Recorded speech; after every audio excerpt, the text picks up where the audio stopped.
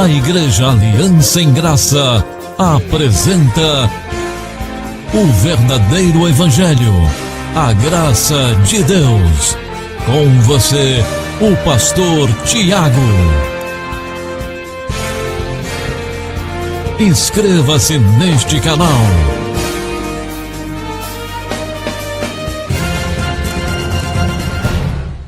Vamos então dar sequência em nosso estudo. Eu quero cumprimentar você que me ouve pelo YouTube. Graça e paz para o teu coração. Seja bem-vindo à mensagem genuína da graça de Deus, o Evangelho único, puro, verdadeiro, não é mesclado, não há sincretismo religioso, é a pura graça de Deus para nossas vidas. Se inscreva nesse canal, você que ouve pela primeira vez, ainda não está inscrito, dê o seu like. Você pode também compartilhar essa mensagem com outras pessoas, interaja conosco, deixe os seus comentários aí embaixo e venha participar conosco, esteja você onde estiver, aqui próximo de Atibaia ou distante pelo Brasil, quizás fora do Brasil.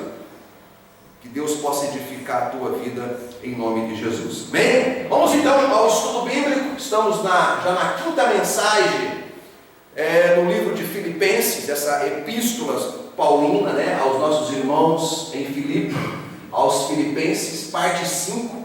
O tema do nosso estudo hoje é maravilhoso, é glorioso, fala sobre o testemunho público do cristão. Em Mateus tem um texto muito maravilhoso que Jesus diz, Mateus capítulo 5, versículo 13 e 14, diz assim: vocês são o sal da terra. Diga amém. Amém. Vocês são o sal da terra. Mas se o sal perder o seu sabor, como restaurá-lo? Não servirá para nada, exceto para ser jogado fora e pisado pelos homens. E ele diz: vocês são a luz do mundo. Diga amém. Amém. A luz do mundo. Não se pode esconder uma cidade construída sobre um monte. Diga para o teu irmão: você é luz. Fala para ele: você é luz. Você é luz. Nós somos luz. Amém. Essa luz que há em nós procede de Deus. Amém. Essa palavra abençoe cada coração. Amém. Pai amado e querido, obrigado, Jesus, por esse momento tão ímpar, tão precioso, tão único, de poder estar aqui reunidos para estudar a Tua palavra. Fala-nos, prepara-nos, edifica-nos, para que possamos, nessa terra, fazer a diferença, mostrar o Senhor através de nossas atitudes, através do amor que há em nós, que procede de Ti, através da luz que está em nós. Usa-me, Senhor, como Teu instrumento, os meus lábios, a minha mente, o meu ser, todo o meu corpo, todos os meus gestos, todo o meu ser, seja instrumentalizados por Ti nesta manhã, para que essa pessoa que está no YouTube seja edificada, essa família que vai ouvir esta mensagem, e todos que aqui estão presentes, em nome de Jesus.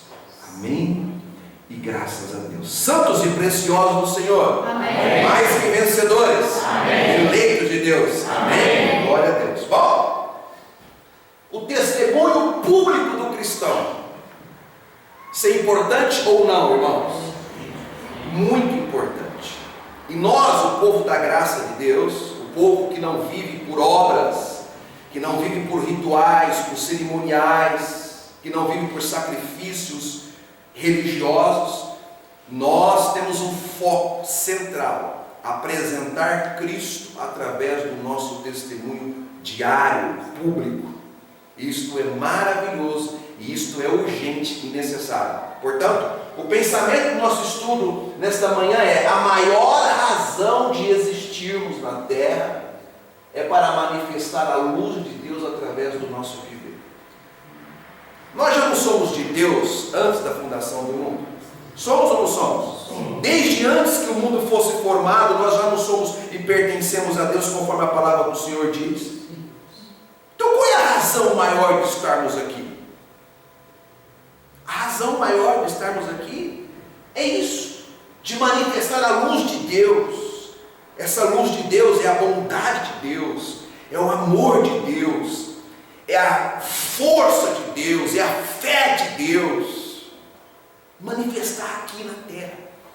Então o Senhor nos predestinou a estarmos aqui durante uma temporada, para que nós pudéssemos, através da luz dele em nós, apresentar Deus na terra. Isso chama-se testemunho cristão. A primeira vez que um grupo de irmãos como nós assim foi chamado pelas pessoas de fora de cristãos foi porque, lá em Antioquia, foi porque as pessoas olharam para aquele grupo que nem tinha catedrais, nem tinha estrutura nenhuma, era um grupo de irmãos que caminhavam juntos. Eles olharam para aquele grupo de pessoas e eles disseram: estão extremamente parecidos com Cristo. Eles amam, eles perdoam, eles manifestam uma atitude de bondade, eles são verdadeiros, eles são autênticos como Cristo. E aí chamaram aquele grupo de pessoas de cristãos, que significa pequenos cristos. Então nós temos uma responsabilidade muito grande de externar na terra a luz de Deus. O objetivo do nosso estudo nesta manhã é aprender com as palavras de Paulo aos Filipenses como viver aqui na terra segundo o padrão de Cristo. Diga assim comigo: Cristo tem o seu padrão. O padrão de Cristo não é um padrão religioso negativo. Jesus nunca se confinou a um conjunto de dogmas de uma religião. Ele era judeu e os judeus não se davam com os samaritanos e nem mesmo com os gentios. Os judeus sempre se acharam melhores e superiores aos gentios e aos samaritanos, mas Jesus atendeu aos samaritanos, eles se davam com os samaritanos, ele recebia os gentios, ele curou a mulher, de Cananéia, aquela mulher que ela tinha um problema grave com a questão da sua criada, sua filha, e ela então insistiu. Jesus disse: eu vim para Israel. Ela disse: não, tudo bem, eu não sou de Israel, mas eu quero que pelo menos das migalhas que caem. Ele disse: grande é a tua fé. E ele respondeu a ela. Jesus, ele sempre não se confinou a uma religião.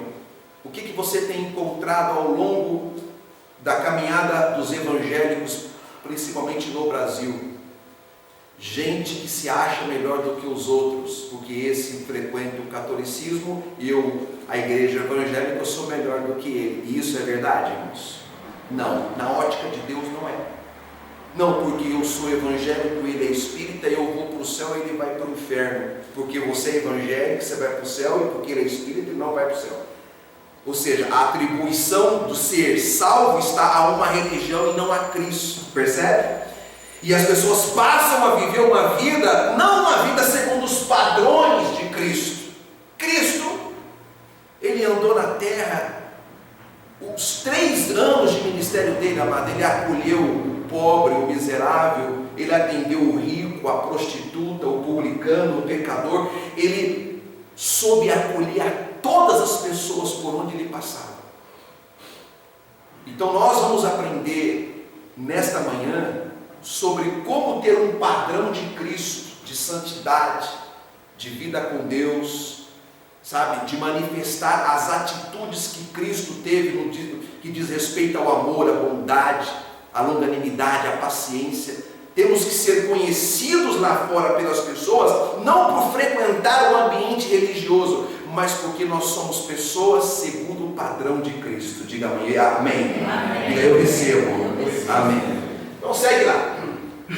Filipenses capítulo 2, versículo 12, foi onde nós paramos, Nós fomos até o versículo 11 a semana passada, e hoje vamos falar mais alguns versículos do capítulo 12, do capítulo 2. Assim, meus amados, como sempre vocês obedeceram, não apenas na minha presença, porém muito mais agora na minha ausência, ponham em ação a salvação de vocês com temor e tremor. Olha que tremendo, esse versículo é um versículo profundo. O que Paulo está querendo dizer aos irmãos de Filipe? Vocês sempre obedeceram. A quem que ele obedecia? Quem que os irmãos em Filipos obedeciam? a Deus. Ele falou: vocês sempre obedeceram, não apenas na minha presença, não somente quando os apóstolos estavam entre eles. O que isso aqui significa? Que Paulo está dizendo: vocês não têm uma aparência religiosa. Que há pessoas que dentro de um ambiente religioso é uma coisa, fora é outra. Sim ou não, irmãos? Você conhece alguém assim? Conhece alguém que dentro, no meio, na presença de outros irmãos, na presença do pastor, ele é uma pessoa, longe é outra? Paulo diz: não, vocês em Filipe não são assim, os irmãos filipenses não são assim, eu sei disso. Vocês são obedientes a Deus, não somente na minha presença, mas também na minha ausência. Então segue. O item A, ele fala de uma obediência a Deus, não a homens. Obedecer a Deus é uma coisa, obedecer a homens é outra. Sim ou não? Sim. Como é que a pessoa obedece aos homens religiosamente? Quando ela obedece regras humanas. Você chega em determinados lugares que as pessoas dizem: olha, mulher para cá, homem para cá. Sim ou não? Sim. Você chega num ambiente, em alguns lugares, você fala: olha, mulheres, todo mundo com saia abaixo do joelho. E os cabelos tem que ser assim, tem que medir, saber se está dentro do centímetro, do tamanho, bonitinho. Então, regras humanas, religiosas. E as pessoas obedecem isso. Mas obedecer isso não é obedecer a Deus. Você vai entender isso aqui hoje. Amém? Então, olha só. Obedeceram não somente na presença do apóstolo, mas na sua ausência. O verdadeiro cristão não vive na aparência religiosa de santidade, mas ele é autêntico e verdadeiro diante de Deus. Então, na minha época, quando eu era adolescente, as irmãs não podiam usar calça comprida, os jovens não podiam usar bermudas. E quando o pastor chegava na porta da casa que buzinava, os irmãos já conheciam a buzina do carro do pastor. Saía uma loucura todo mundo para trocar de roupa e colocar uma, o irmão que estava com short tinha que colocar uma calça porque o pastor chegou. Você sabia disso? Quem já? Eu vivi isso na minha adolescência. Corre. Quando era a televisão, alguns irmãos começaram a comprar as televisão, viu, irmão Celso? Umas televisão pequenininha assim. E aí quando o pastor chegava, os irmãos pegavam a televisão e colocavam dentro do guarda-roupa. E aí, guarda aí. O pastor não vê. Então aí o pastor chegava. Há uns irmãos que até mudam a voz. Eles se transformam, sabe, perante o pastor. Então aqui Paulo, ele fala sobre essa questão dos irmãos, mas ele fala parabenizando os irmãos, porque ele sabia que os irmãos eram na presença dele, o que era na ausência, porque o compromisso daqueles irmãos não era com homens, com regras humanas, mas era com Deus, era consciência com Deus. Eu vivi isso no ano passado. É uma hipocrisia enorme. Segue, o item B. Ainda Mateus ele vai dizer sobre essa questão da hipocrisia, Jesus dizendo, Mateus 15, 9 ao 20. Este povo me honra com os lábios. Olha só, você conhece alguém que só honra a Deus com os lábios, mas o seu coração está longe de mim. Então esse povo que honra a Deus com os lábios e o coração está longe de Deus, é um povo que não vive a obediência autêntica com Deus. É um povo que vive uma hipocrisia, Jesus dizendo aqui. Ele falou desse povo que eram os fariseus, os escribas, os bambambam, aqueles que julgavam e condenavam, gente assim. Aí ele diz, em vão me adoram. Então, Jesus diz, olha, adoração de gente hipócrita é em vão. Nós temos que ser o que for, aonde quer que você for, seja na escola, seja em casa, seja nas ruas, sabe, a gente tem que ser um livro aberto. Amém, irmãos? Amém, irmãos? Amém. Temos que ser assim. As nossas dificuldades, as nossas fraquezas na carne estão ali, sabe, não tem que ficar tentando camuflar, nós temos que trabalhar esse lado e mortificar eles, nós temos que ter as nossas virtudes também ali sendo expostas, nós temos que andar na terra dessa forma. Não tem que ficar se escondendo, se esquivando, não, porque o pastor, cuidado, o pastor está perto. Eu não quero isso aqui, meus irmãos. Por favor.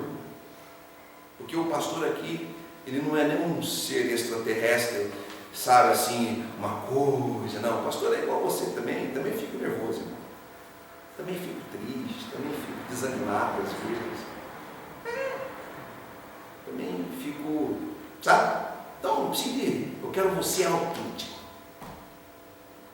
Autêntico, sempre. Porque o seu compromisso e o meu é com o Criador. Amém, amado? Sua consciência tranquila com Deus. Vive dessa forma. Aí ele fala assim, ó: em vão me adora, seus ensinamentos não passam de regras ensinadas. Você conhece alguma regra ensinada por homens? Conhece, irmã? A irmã está dando risada ali, irmã.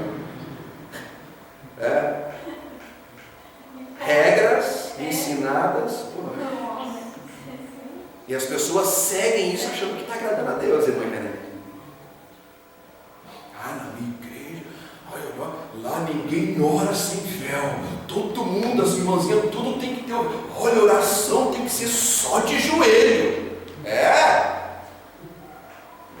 E as pessoas acham que isso é uma coisa de santidade.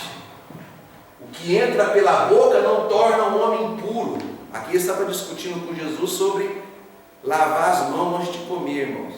Os rituais que os judeus tinham era uma purificação que tinha que fazer antes de comer. E Jesus com os discípulos já ia chegando, pegando o pão e comendo. Aí os fariseus falaram: escuta, que impuro, esse é um impuro. Não cumpre com as nossas regras. Jesus falou assim: olha, o que entra pela boca vai para o intestino, sabe? Estômago, digere, o que é bom joga para o sangue, o que não é joga para o intestino joga para fora.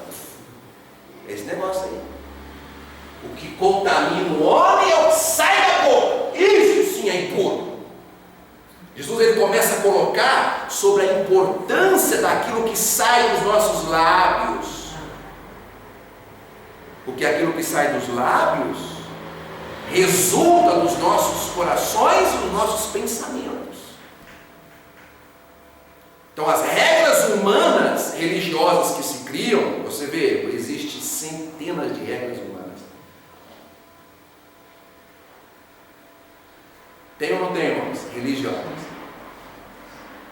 Regras humanas. Não vai à praia. Regra humana.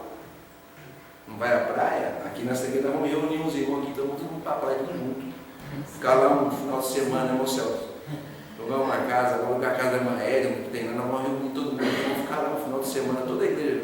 Passo cordial. Quem criou a praia, irmão? Não jogue bola, porque sabe, bola. Aqui nós temos craque aqui, irmão Ivo é craque. Demora a fazer um gol, mas tudo bem. São regras humanas que as pessoas criam para querer se justificar diante de Deus, irmãos. Ensinamentos de homens, regras humanas. Não corte o cabelo. Não use barba. Os irmãos de barba aí, problema. Umas regras humanas aí que não pode. Pecado.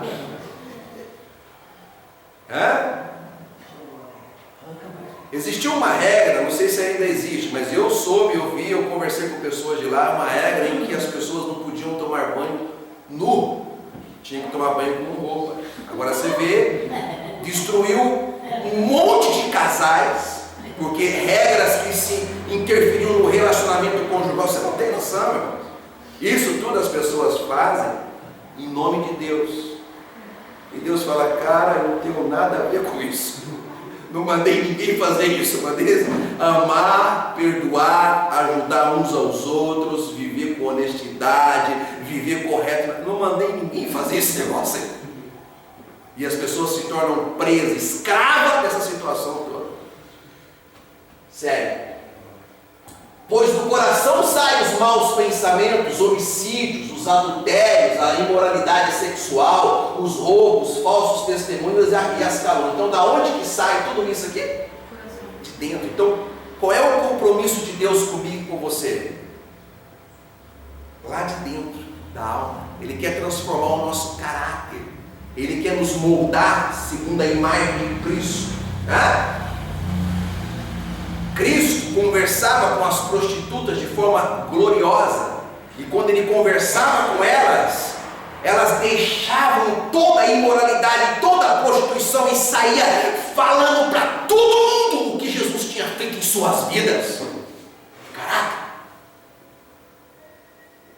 O Senhor quer moldar o nosso caráter, o nosso Deus, nos fazer ter uma capacidade de pureza de mente e de coração. A minha esposa estava falando de uma certa pessoa, né, que viu um dos nossos vizinhos conversando com um homossexual na cidade, dando gargalhada e conversando, e a pessoa veio falando para ela, com aquele margem, porque você viu, não sei, ele é casado, mas ele está conversando, sabe, as pessoas têm a mente impura.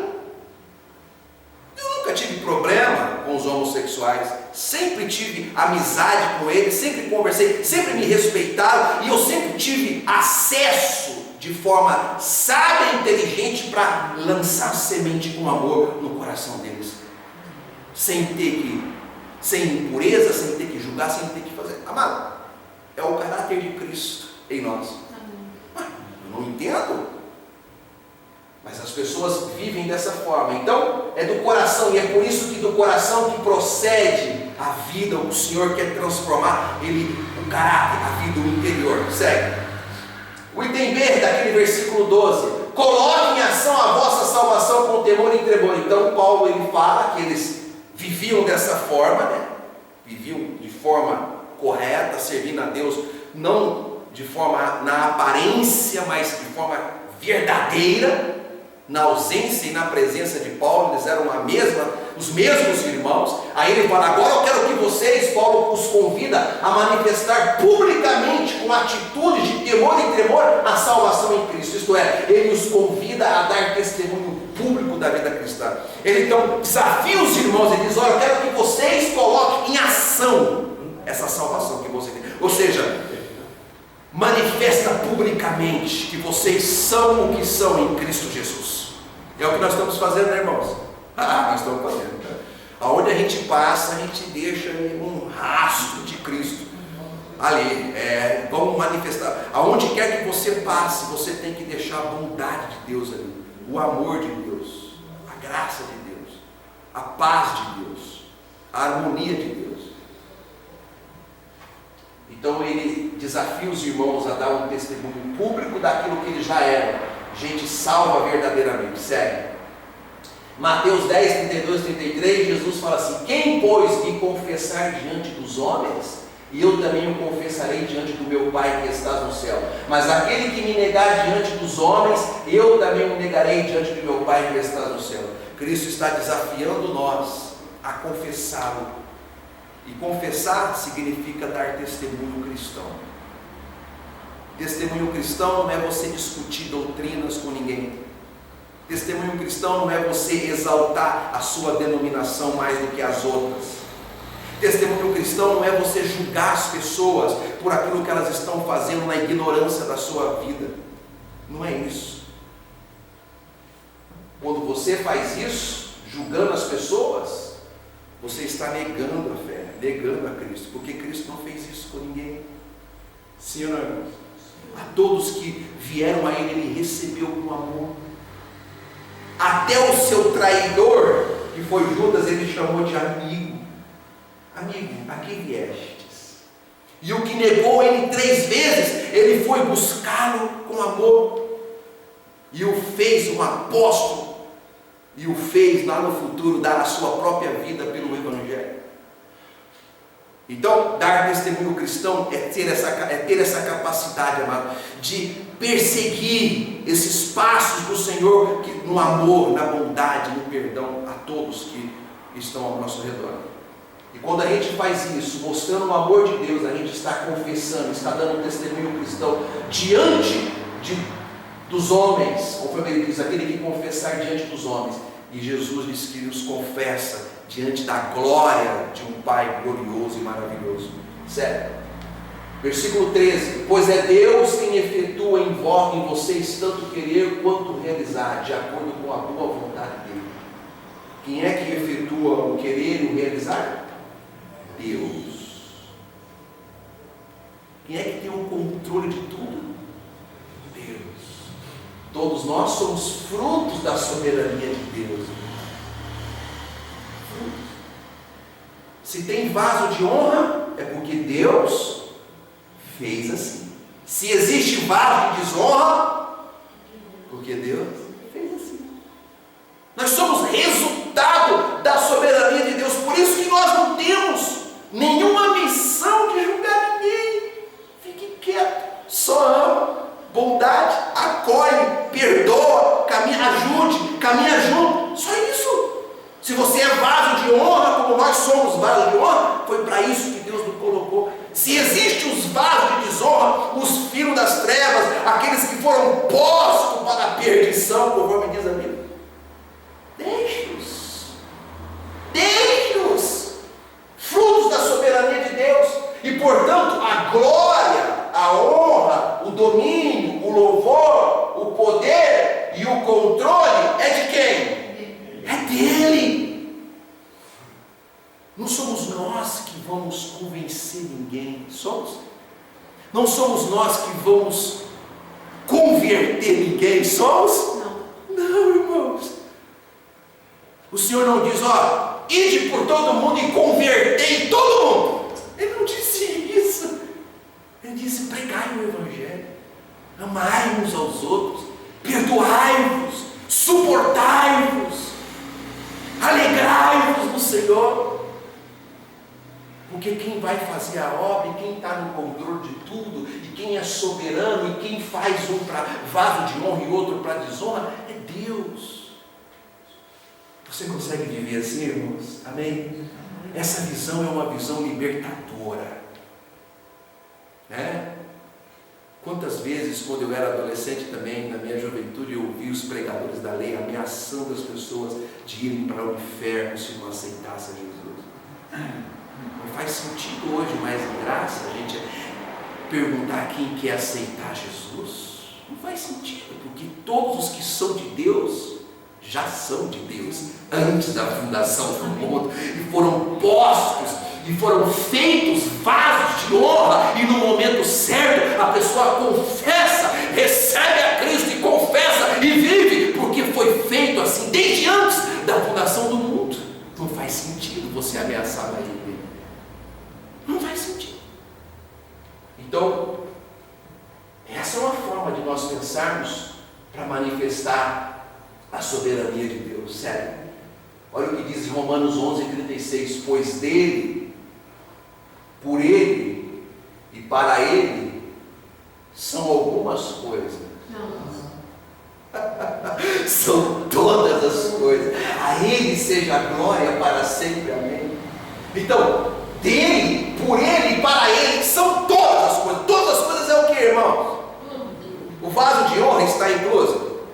Está ou não está? O vaso de desonra está incluso? Sim. Está ou não está? O trigo está incluso? Sim. E o joio? Todas as coisas, tudo veio dele, e é tudo dele. Não tem que ficar se colocando no lugar dele. O controle é dele, ele é soberano. O nosso papel nessa terra simplesmente é externar a luz dele. As pessoas têm que olhar para nós e falar assim: uau! Como você consegue ser diferente e amar e perdoar e manifestar a bondade de Deus aqui nessa terra? Eu te admiro porque você brilha. Quando aonde você chega, você revoluciona, você brilha. É isso que é o nosso papel. Mas nada. É manifestar e externar essa luz gloriosa do Senhor. É sermos luz na terra. Porque tudo é dele. Ao item B, esse aqui já é o item C, né? Ficou errado lá, tem que mudar. É o item C, é o item B do versículo 13. De acordo com a boa vontade dele, a vontade de Deus sempre prevalece e é sempre melhor. A vontade de Deus é soberana. Uma das coisas que eu aprendi nesses últimos anos, vivendo em graça, é que Deus não tem compromisso com a nossa vontade, mas sim com a dele. E eu aprendi a descansar. Estávamos conversando ali afora agora há pouco, nosso irmão Ivo, antes de começar o culto, ele contando tudo que Deus tem feito à sua família, como que Deus tem colocado tudo nos seus devidos lugares, nos trilhos, depois de anos. Aí ele disse: pastor, é assim mesmo, é no tempo de Deus, não adianta, tem que descansar, Ele está no controle de tudo. Então a vontade de Deus é soberana, sempre prevalece, e ela é sempre melhor. O que diz em Romanos 12:2: não se amoldem ao padrão deste mundo, mas transformem-se pela renovação da sua mente, para que sejam capazes de experimentar e comprovar a boa, agradável, perfeita vontade de Deus. A vontade de Deus é boa, fala comigo, boa, fala comigo, agradável e perfeita. Amém? Se você tem essa fé de que Deus tem uma vontade boa, perfeita e agradável, quando situações negativas te cercarem, você vai ficar reclamando com Deus? Ah, eu não aguento, eu não estou. Assim, não. Ou você vai descansar no Senhor e dizer: olha, Deus é soberano, Ele que me colocou aqui para brilhar, para externar a luz dele, Ele está no controle. A vontade dele é soberana, a vontade dele é boa, perfeita e agradável. Eu vou descansar nele e eu agradeço a ele por tudo. Amém. Aí você tem paz, porque você acredita. Eu sei que é difícil, irmão, eu já passei por isso na minha vida. Eu só vou fazer 40 anos, mas eu já passei uns perrengues que você não tem ideia. De chegar a ter vontade de deixar esse corpo estar com Deus. Ai, Senhor, eu podia deitar aqui agora e já amanhecer na eternidade com o Senhor. E Deus disse: não, você vai continuar caminhando aí nesse deserto. Vai, levanta. Aí levanta você, aí acorda de manhã: estou vivo aí. O Senhor vai, levanta, vai, caminha, vai, longa é a sua jornada. Vai, descansa. Vamos em frente.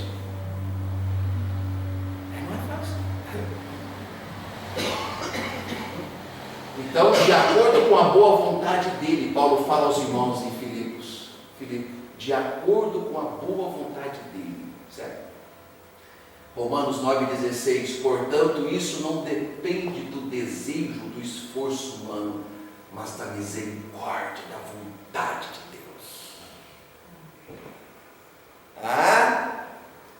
Não depende do homem, do esforço humano. Porque eu vou fazer um jejum de Daniel de 21 dias, depende disso.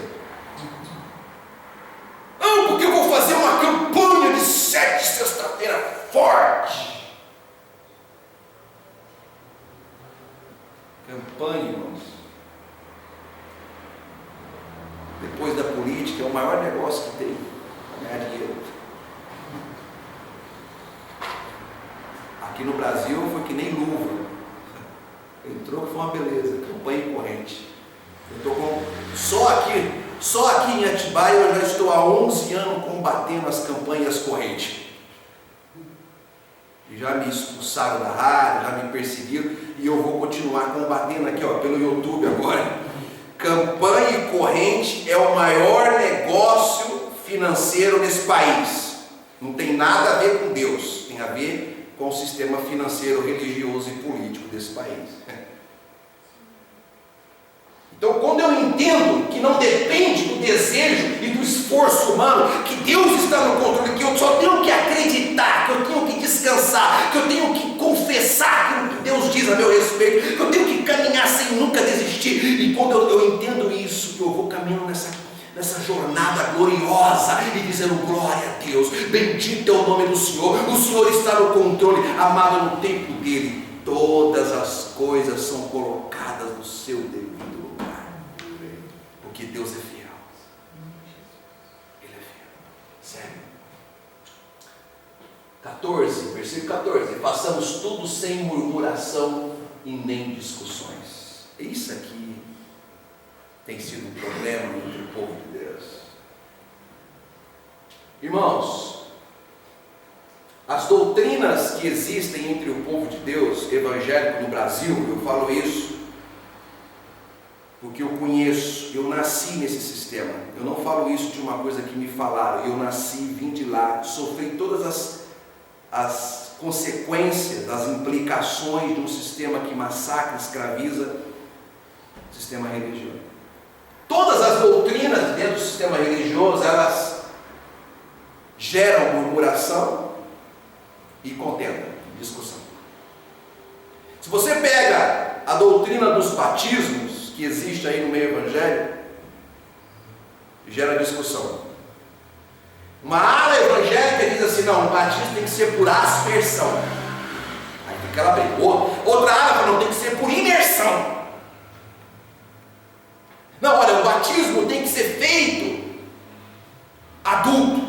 A outra ala cristã, católica, diz: não, tem que ser feito de criança. Já crisma ela, já dá um destino católico para ela. E Deus dizer: que negócio é esse? Tem sido discussões teológicas ao longo da história. Sim ou não, irmãos? Briga. Não, é aspersão, imersão, joga um pouquinho d'água na cabeça, não joga, põe o dedo no rio, pode ser numa piscina, mas aí a água não corre, o pecado não embora, tem que ser no rio, para poder o pecado, a água levar o pecado. Coitado do rio. E as pessoas vivem em discussão por causa da doutrina. Eu fico imaginando Jesus olhando e dizendo: mas não estou entendendo, eles querem que o rio leva água, mas eu morri lá, derramei o meu sangue, mas esse povo está doido. Olha a ignorância do povo. Você quer ver outra doutrina que dá discussão entre o povo de Deus? Ceia. Irmãos, agora é o seguinte: chegar um momento importante aqui da ceia do Senhor, vamos tomar ceia. Os irmãos que são batizados fiquem todos desse lado, os irmãos que não são batizados desse lado. E ainda há quem pense que Deus está nesse negócio. E Deus fica olhando e fala: não tem entender. Eu morri para unir, para não ter grego, não ter judeu. Eles estão desunindo, estão separando, dividindo meu povo lá. Aí olha a discussão da ceia. Ô irmãos, aqui nessa igreja a gente não dá ceia para as crianças. Aí o outro fala: não, vamos dar para as crianças. Eu vivi isso aqui, irmão. E começou essa confusão. Porque criança não pode tomar ceia, porque não sabe discernir o corpo do sangue de Cristo. Nossa, foi uma confusão, uma discussão. Vamos parar com isso aqui. Deus fala: para com isso aí, vai, pode ser menino na fé, para com esse negócio. Tira isso aí, vai, tira. Vamos, o meu povo vai caminhar só por fé na minha palavra. Quando eu tirei, acabou a discussão. Vai, legal. Acabou a discussão.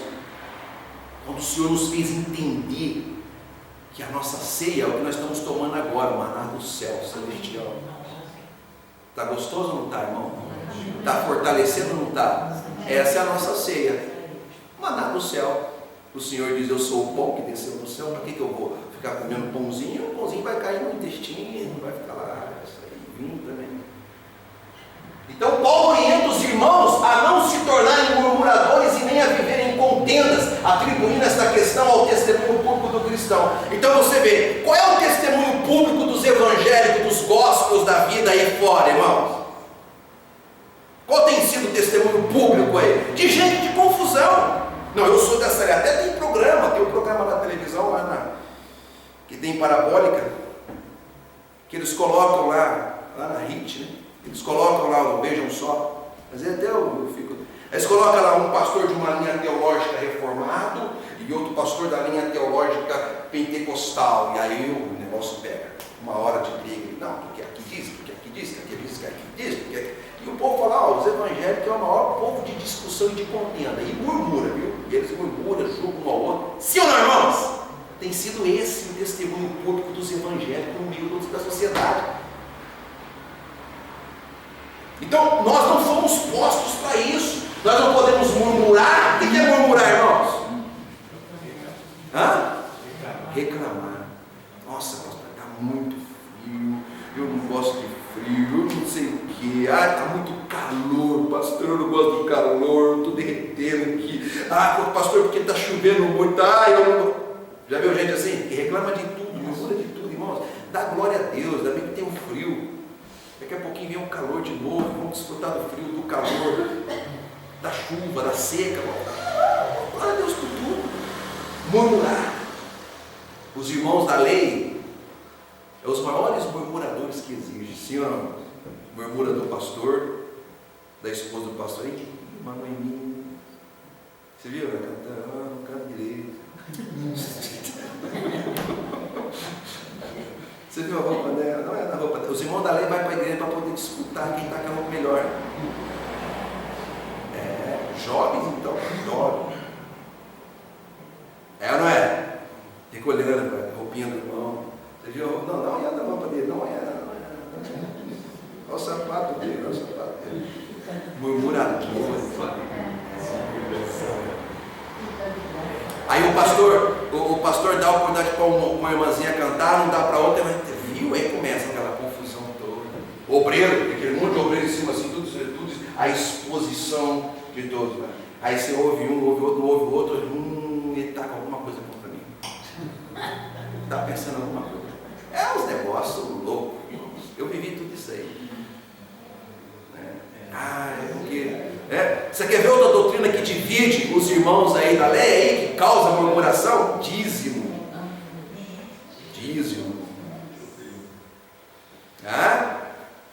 Tem igreja que se você não apresentar sua carteirinha, o seu envelope de dízimo bem um dia, você não toma ceia. Não, olha, porque quem não dá o dízimo, eles falam, é ladrão. E o ladrão não pode tomar ceia, porque está em pecado. Então olha, me mostra o seu envelope, irmãozinho. Tá tudo certinho, bonitinho. Os irmãos já fazem as contas logo. Você dá 10%, ele está dando 200 mil. 90 mil. Já sabe tudo certinho, controla tudo. É uma nojeira só, meu irmão. E tudo isso em nome de Deus.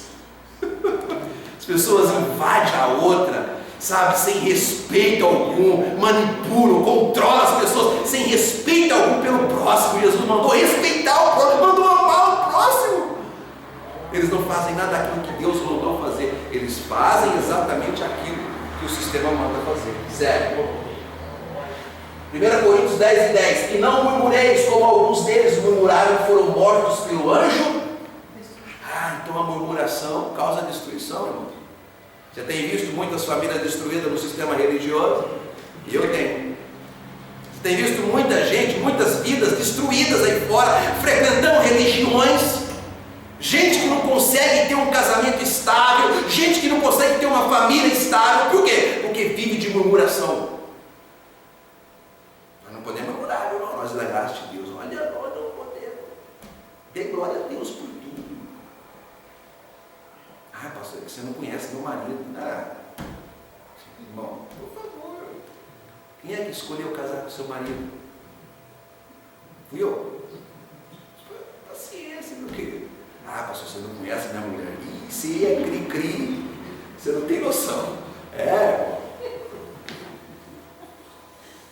Você pensou que era fácil? As coisas. Vai, meu querido. Quero ver você com 30 anos casada aí, 40 anos. 50 anos. Segura a onda aí, meu querido. Eu falo para minha esposa, segura aí, porque nós vamos embora. Segura aí. Segura aí, fica aí que o negócio vai longe. 50 aí. Não vamos. Que é isso? Então, olha só, não pode murmurar. 1 Timóteo 2:8. Quero, pois, que os homens orem em todo lugar, levantando mão santa, sem ira e sem discussão. Irmão, de ficar discutindo com os outros, irmão. Eu não quero ver ninguém de vocês discutindo doutrina com ninguém lá fora, hein? Se você conhece alguém que está lá batizando, jejuando, amado, se aproxima dele para você ajudar ele, acolher ele, ser bênção na vida dele. Não discuta a doutrina. Ele está cego, meu querido. Você vai chegar lá, chutar o pó da barraca com cego. Vai discutir com o camarada, não é assim que funciona, vai devagar. Na hora que ele ganhar confiança, ele vai começar a colocar a situação que ele está vivendo. Não estou aguentando mais, não estou nem conseguindo dormir mais, tanta pressão, tanto isso. Aí você fala, vem cá, deixa eu te mostrar para você como é que funciona. Aí você sente e você começa com sabedoria. Mas discussão não vem de Deus. Sério. Efésios 5:20. dando graças constantemente a Deus Pai por todas as coisas, em nome de nosso Senhor Jesus Cristo. Então, o que nós temos que fazer? Dar graças a Deus constantemente por todas as coisas. Todas as coisas. Dê graças a Deus pela sua esposa, pelo seu esposo. Pastor, mas é cri-cri. Dê graças a Deus pelo cri-cri, irmão. Ainda bem que você tem aí o cri-cri do lado, está aí, cobertor de orelha. Glória a Deus. Fala, é isso aí, minha velha. É isso aí, meu velho. Vamos até o fim da vida juntos. Só a morte vai separar e nós vamos juntos. Amém, irmão? Sem retroceder. Dê glória a Deus pela sua família, irmãos. Amém. Dê glória a Deus pela casa que você mora. Ai, pastor, mas é alugada, é pequenininho. Amém. Glória a Deus. Agradeça a Deus por todas as coisas, pelas lutas que você passa, porque as lutas que nós passamos nos faz amadurecer em Cristo, nos faz ser pessoas mais maduras. Hoje eu sou muito melhor do que há 20 anos atrás. Eu cheguei em Atibaia com 27 anos e eu já era problemático, mas com 20 eu era mais. Agora com os 40 eu já estou melhorzinho, irmãos. A gente tem que evoluir, amadurecer. Eu olho para os irmãos que já estão aí há 30, 40, 50 anos casados, eu falo, Senhor, eu quero isso para a minha vida, me dê paciência para aguentar a minha velha. Não é brincadeira, não. Me dê graça, me dê força, quero chegar lá. Então assim, sabe, a gente tem que ir evoluindo, a gente vai evoluindo e a gente tem que ir melhorando a nossa vida. Não é fácil, né? Não é fácil. O relacionamento a dois não é fácil, família. Então agradeça a Deus por tudo, constantemente. Segue, Tiago. Vamos lá. 15, versículo 15. Para que venham a tornar-se puros e irrepreensíveis, filhos de Deus, inculpáveis no meio de uma geração corrompida e depravada, na qual vocês brilham como estrelas do universo. Então ele diz: vocês não devem ficar murmurando e nem viver de contenda, para que vocês sejam puros e irrepreensíveis. Amado, o que o mundo vai falar de um crente que só vive reclamando? Reclama da mulher, reclama do cachorro, reclama dos filhos. E tem contenda com a esposa, e tem contenda com os filhos, tem contenda com os cachorros. Os vizinhos falam, nossa, começou, ó. Começou, escuta para você ver. Começou o negócio. Aí o pau começa, e aí daqui a pouquinho chama a polícia pro casal. Eu já vi essas coisas acontecerem entre os cristãos assim de monte. Ontem minha esposa estava chegando aqui em Atibaia de manhã e ela estava comentando, né? Ouvindo o som no carro. E ela falando de alguns cantores gospels que já virou moda de casar, ligar. Assim, que nem roupa. Não gosto mais. Acabou o amor, pastor. Aí casa de novo. Gente famosa no meio gospel. Aí eu falo para você, como é que o mundo, uma geração corrompida e depravada, nós somos chamados para brilhar que nem uma estrela no universo aqui, né? De brilhar. Uau! Como você consegue? Você só fala coisas boas da sua família e o mundo fala, uau! Agora os crentes ficam falando mal uns dos outros, murmurando contra a sua própria família. E aí, irmão, como é que vai o casamento? Vai mal. Mal.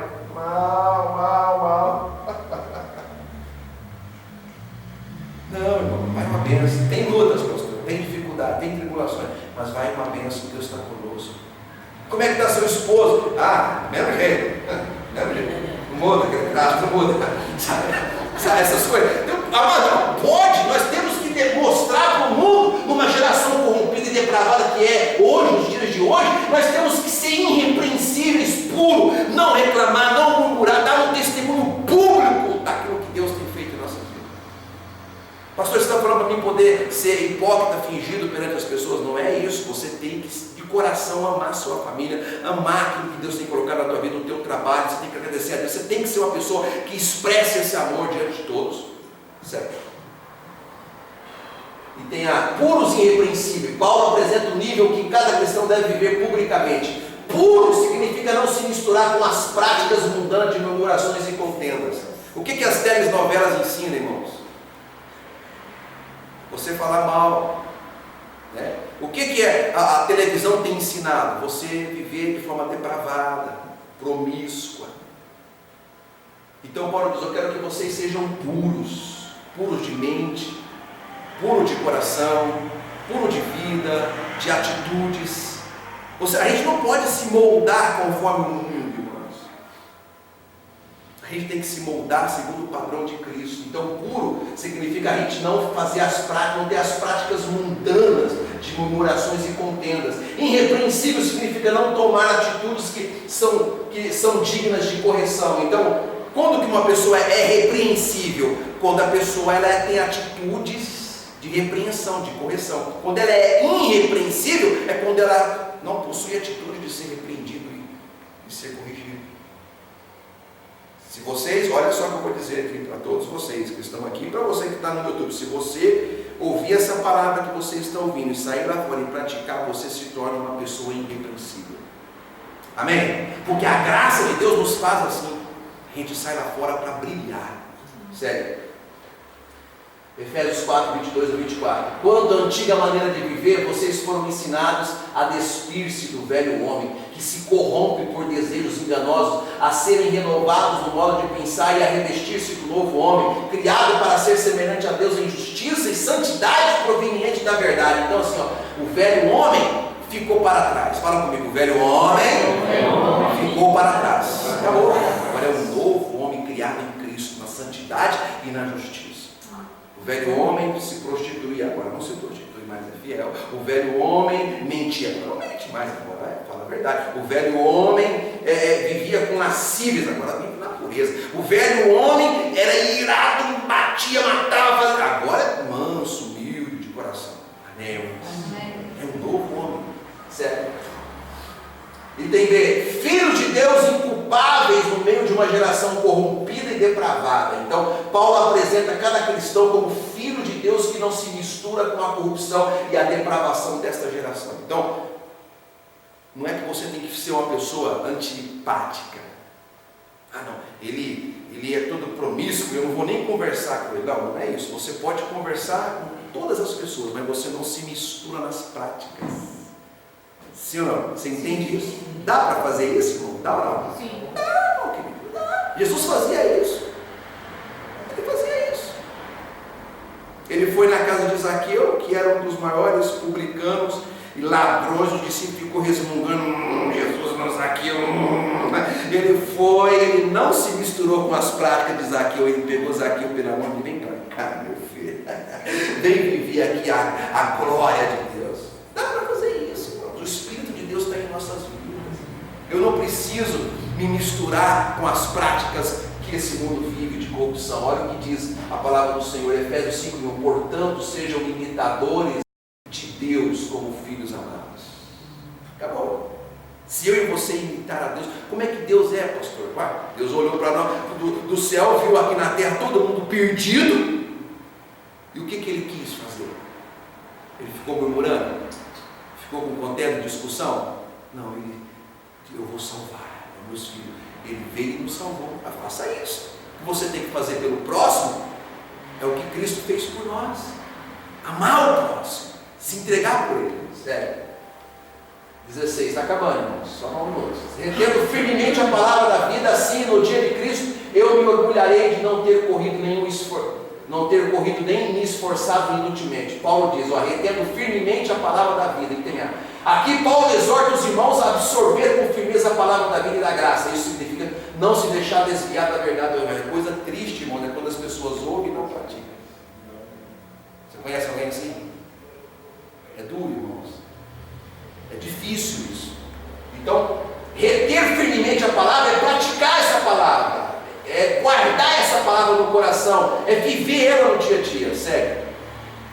Gálatas 2, 20, 21. Fui crucificado com Cristo, assim já não sou eu quem vive, mas Cristo vive em mim. A vida que agora vivo no corpo, vivo-na pela fé no Filho de Deus, que me amou e se entregou por mim. Não anulo a graça de Deus, pois se a justiça vem pela lei, Cristo morreu inutilmente. Então assim, quando eu vivo em graça de verdade, praticando a palavra do Senhor, quando eu ouço e pratico, eu não anulo a graça de Deus. Quando é que eu anulo a graça de Deus? Quando eu deixo de praticar a graça de Deus no dia a dia. Então as pessoas voltam às práticas legalistas, as pessoas vivem de contendas, vivem de discussões, vivem de murmurações, as pessoas anulam a graça de Deus na sua vida. Aqui Paulo está dizendo, em especial o pessoal da lei, os gálatas começaram a voltar nas práticas da lei, legalistas. Anula a graça. O que é anular a graça? A graça o que é, irmãos? A bondade, o amor, o favor imerecido de Deus. Você anula tudo isso na tua vida. Você quer isso? Então, não anule a graça de Deus na tua vida. Pratique a palavra do Senhor. E aí, segue. B. No dia de Cristo, eu me orgulharei. Paulo mostra que se alegraria muito no dia do acerto final em poder vê-lo diante do Senhor, nessas condições de filhos de Deus inculpados. Amado, para um pregador em graça, a recompensa é ver as pessoas praticando a palavra de Deus. Porque o pastor, o verdadeiro pregador em graça, ele não mede as pessoas pela sua condição financeira, ele não tem interesse financeiro nelas. Agora, dura coisa com o pastor, irmãos, é quando ele fica sabendo que alguns dos irmãos que frequenta, que ouve, e sai lá fora e causa escândalo. Amado, isso rasga o peito do coração do pastor. Rasga o peito do coração do pastor.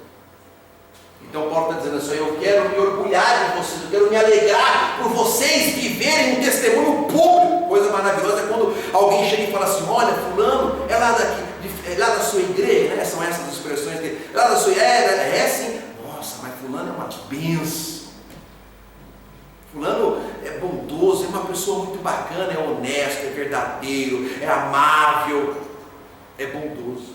Sério. Hebreus 13:17, obedeçam aos seus pastores e submetam-se à autoridade deles, eles cuidam de vocês como quem deve prestar conta. Então, o pastor Tiago um dia terá que prestar conta do que eu estou ensinando para vocês. Sim ou não, irmãos? Eu terei que prestar conta daquilo que eu estou instruindo vocês. A Deus, eu tenho que prestar conta. Obedeçam-lhes para que o trabalho deles seja uma alegria, não um peso, por isso não seria proveitoso para vocês. Hoje eu estou vivendo uma alegria entre nós aqui, porque quarta-feira eu disse para os irmãos, não há mais contenda, não há confusão entre nós. Lá no início, nos primórdios, havia muita contenda, porque estava uma transição da lei para a graça, ainda tinha ranço da lei. Hoje não, hoje ninguém se mete na vida de ninguém vem fofocar com o pastor, cada um cuida da sua vida, as pessoas já se ajudam, as pessoas caminham, e eu louvo a Deus porque agora está leve para pastorear esse rebanho. Amém, irmãos? Conforme Paulo falou que tem que ser, sério. 17, contudo, mesmo que eu esteja sendo derramado como oferta de bebida sobre o serviço que provém da fé que vocês têm, o sacrifício que oferecem a Deus, estou alegre e me regozijo com todos vocês. Paulo mostra que a recompensa dele pelo sacrifício de poder ser usado por Deus em favor dos irmãos era o testemunho público deles. Paulo estava preso, irmãos, por pregar o Evangelho. Ele disse, olha, mesmo que eu tenha esse sacrifício, essa situação toda, mas eu estou alegre porque o testemunho público de vocês me alegra. Ele estava lá em outro lugar preso, e ele ficava sabendo dos irmãos em Filipos, os irmãos filipenses. Quer dizer, olha, mesmo que eu estou passando tribulações, estou sendo sacrificado pelo Evangelho, mas há uma alegria no meu coração por saber que vocês estão tendo um testemunho público cristão. Isso é maravilhoso, irmãos, e é verdade. Muitas vezes eu, debaixo de lutas tremendas, quando eu lembrava de alguns irmãos que vivem o Evangelho, me alegrava a mente, o coração, e eu dizia, vale a pena eu continuar, porque esses irmãos são verdadeiros. Então, o último versículo, estejam vocês também alegres e regozijem-se comigo. Olha a recomendação de Paulo, o último versículo. Estejam vocês carrancudos, de cara fechada, bravo, é isso? Estejam vocês alegres, regozijem-se. Não tem problema, vai se alegrar, vai lá e brinca. Então, estejam vocês também alegres. Amado, ser cristão, dar um testemunho público é alegria. Mas não é a alegria do carro zero. E depois que o carro enferruja, fica velho, você perde a alegria. A gente manda comprar.